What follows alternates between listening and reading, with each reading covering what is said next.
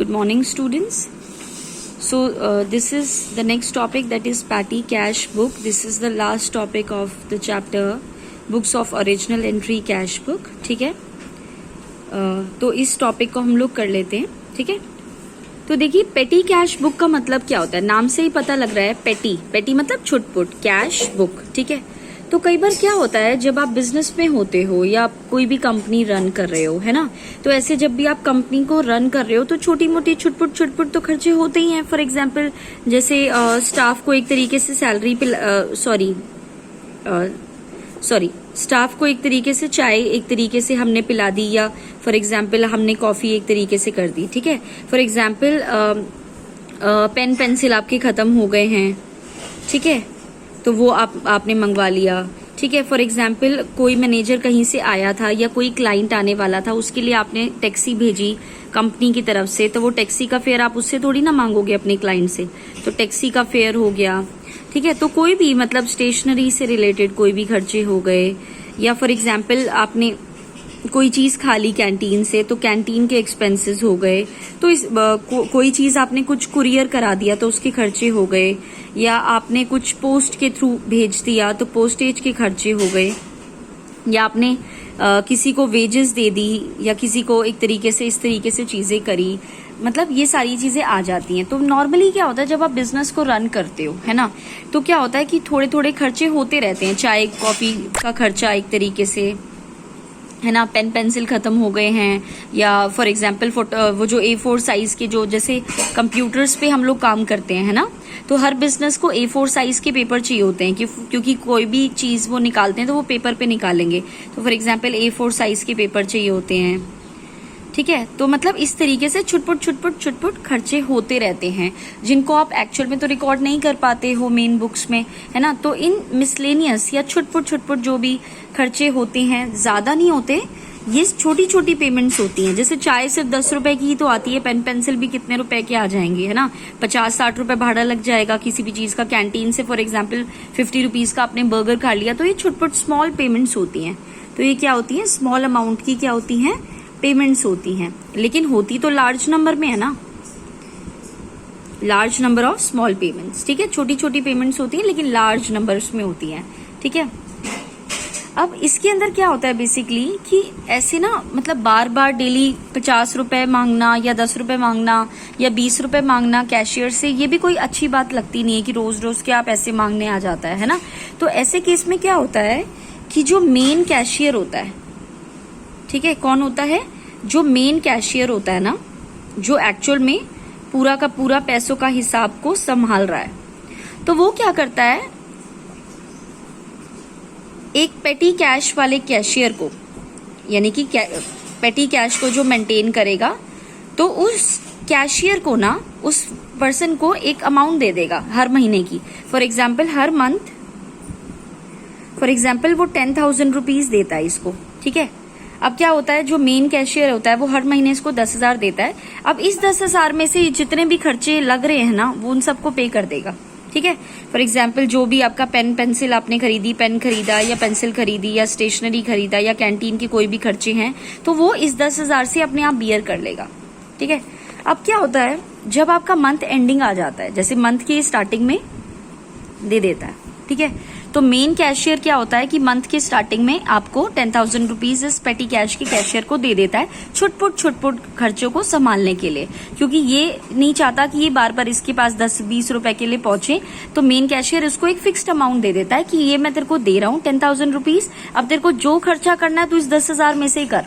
ठीक है, अब क्या होता है, जब मंथ की एंड आता है ना, ठीक है, जब मंथ का क्या आता है, एंड आता है, मंथ की एंडिंग आती है, तो मेन कैशियर पेटी कैशियर से हिसाब मांगता है कि भाई मैंने तेरे को 10,000 रुपए दिए थे, तो मुझे हिसाब दे कि 10,000 तूने कहाँ कहाँ पे लगाए हैं.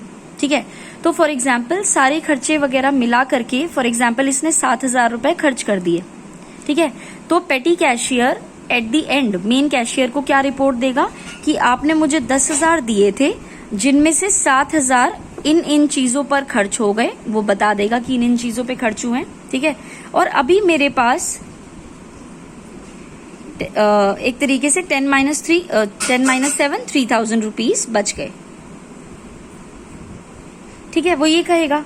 तो अब क्या करेगा, अब देखो इस सिस्टम को बोलते हैं इम्प्रेस सिस्टम।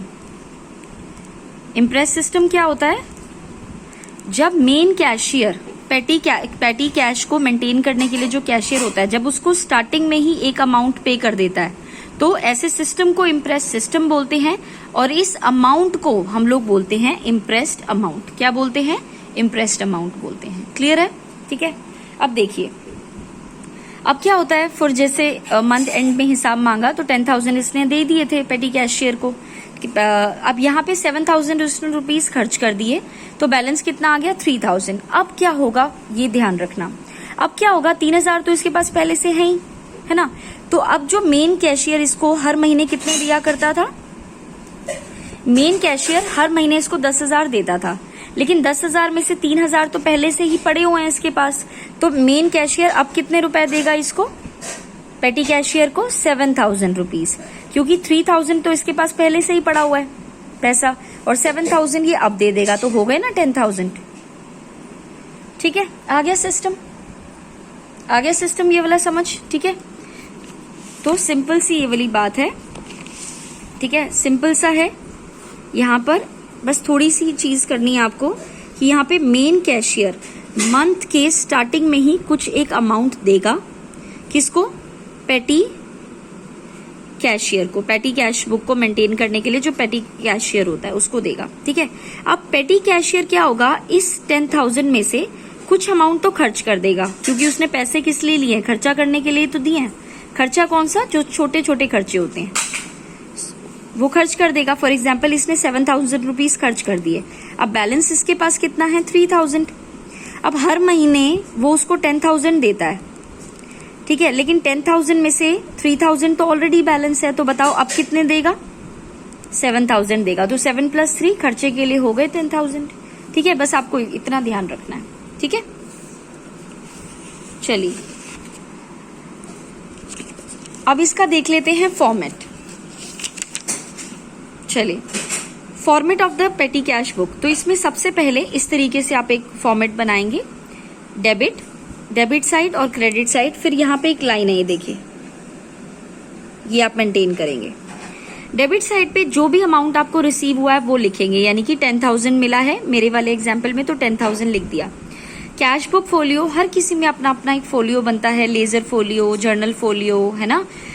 तो सेम इसी तरीके से यहाँ पे कैश बुक है तो कैश बुक फोलियो, यहाँ पे नंबर एंटर होगा। आपको एंटर नहीं करना है क्योंकि हम तो थ्योरेटिकल कर रहे हैं। डेट जो भी है, किस तारीख को पैसे आपको मिले हैं या किस तारीख को खर्चे हुए हैं, वो पर्टिकुलर्स आप लिखेंगे, जिन जिन चीजों पे भी खर्चा हुआ है। वाउचर नंबर लिखेंगे। टोटल पेमेंट्स जो जो होती गई हैं वो यहाँ पे आपको सारी लिखनी है, ठीक है। अब यहाँ पे क्रेडिट साइड के होने के बाद अब फाइनली आप इस साइड टर्न करो, मतलब कि इधर आ जाओ आप क्रेडिट साइड के बाद, ठीक है। अब आप एनालिसिस करोगे पेमेंट का, क्योंकि आपको मेन कैशियर को आंसर तो देना पड़ेगा कि कहाँ कहाँ पे पैसे खर्च हुए हैं। तो पोस्टेज एंड कुरियर से रिलेटेड खर्चे यहाँ पर आ जाएंगे। किसी को वेजेस दी है तो वो यहाँ आ जाएगा। कन्वेयंस है, कन्वेयंस का मतलब क्या होता है, आने जाने का खर्चा, ठीक है। कार्टेज है तो यहाँ पे लगेगा। Stationery, pen, pencil, paper, stationery में आते हैं। ऐसे कोई भी खर्चे हैं जो इन सब में से किसी में भी नहीं आए तो वो किस में आएंगे, मिसलेनियस एक्सपेंसेस में आएंगे। आई एम रिपीटिंग, ऐसे खर्चे जो यहाँ पे किसी भी इन कैटेगरीज में नहीं आते वो कहाँ पे आएंगे, मिसलेनियस में आएंगे, ठीक है। अमाउंट का साइन आप हर जगह लगाएंगे पहले से ही, ठीक है। ये इसका फॉर्मेट है, ठीक है। चलिए अब फटाफट ये क्वेश्चन एक बार देख लेते हैं। पेटी कैश बुक आपको बनानी है इम्प्रेस सिस्टम पे। 2016 जुलाई 1 को आपको 10,000 रुपीज मिले हैं मेन कैशियर से, तो यहाँ पे आप इस तरीके से पहले बना लेंगे, ठीक है। पेटी कैश बुक, यहाँ पे आप डेबिट लिखेंगे, क्रेडिट लिखेंगे, और उसके बाद यहाँ पे आप एनालिसिस लिखेंगे पेमेंट्स का। Amount receive, cash book folio, date particular, ledger folio, total payment, और यहाँ पे एनालिसिस पेमेंट से postage and courier, wages, conveyance, cartage, stationery, miscellaneous. आप इसको इंटरचेंज मत कीजिएगा, जैसे है उसको वैसे ही रहने दीजिएगा। चलिए अब नेक्स्ट करके सबसे पहले आपको कितने पैसे मिले हैं, 10,000 रुपीज मिले हैं मेन कैशियर से। कौन सी तारीख को, जुलाई 1 को। तो यहाँ पे लिखेंगे जुलाई 1, 10,000 रुपीज यहाँ पे अमाउंट लिखेंगे। टू कैश अकाउंट, क्योंकि पैसे मिले हैं ना तो टू कैश अकाउंट लिखेंगे इस साइड पर, ठीक है। जो पैसे आए हैं अमाउंट रिसीव्ड यहाँ पे लिखी जाएगी और पेमेंट्स यहाँ पे लिखी जाएगी। ठीक है, आपको पता भी होगा कि कैश बुक में डेबिट साइड पर जो भी पैसा आ रहा है उसको रिकॉर्ड करते हैं, यानी कि रिसिप्ट्स को डेबिट साइड पे रिकॉर्ड किया जाता है और पेमेंट्स को क्रेडिट साइड पे रिकॉर्ड किया जाता है ना। सेम इसी तरीके से 10,000 रुपीज जो पेटी कैशियर के पास आए, रिसीव कर रहे हो आप, तो उसको डेबिट साइड पे रिकॉर्ड करेंगे और जो भी पेमेंट्स हैं उसको क्रेडिट साइड पे रिकॉर्ड करेंगे। देखिए, पेमेंट्स को क्रेडिट साइड पर।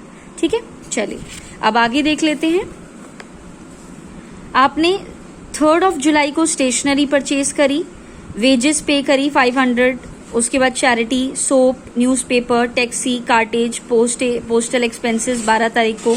इनकी डेट्स वगैरह हैं वो सारी आप यहाँ पे लिख लेंगे एज इट इज, जो भी डेट्स होंगी। और जो भी यहाँ पे नाम दे रखे हैं जैसे stationery, wages, charity, soap, newspaper, ये जितने भी ऑटो फेयर है, कुरियर है, स्पीड पोस्टल है, wages, cartage, refreshment, photostating, pen pencil, wages, loading charges, ये सारे आप यहाँ पे लिखेंगे। और पेमेंट्स को जैसे कि आप बाय में लिखा करते हैं तो ये सारी चीजें आप बाय में लिखेंगे। ध्यान में रखिएगा, पेमेंट्स को बाय में लिखना है, क्योंकि कैश बुक में क्रेडिट साइड पे जो पेमेंट्स लिखते हैं वो बाय में ही लिखते हैं।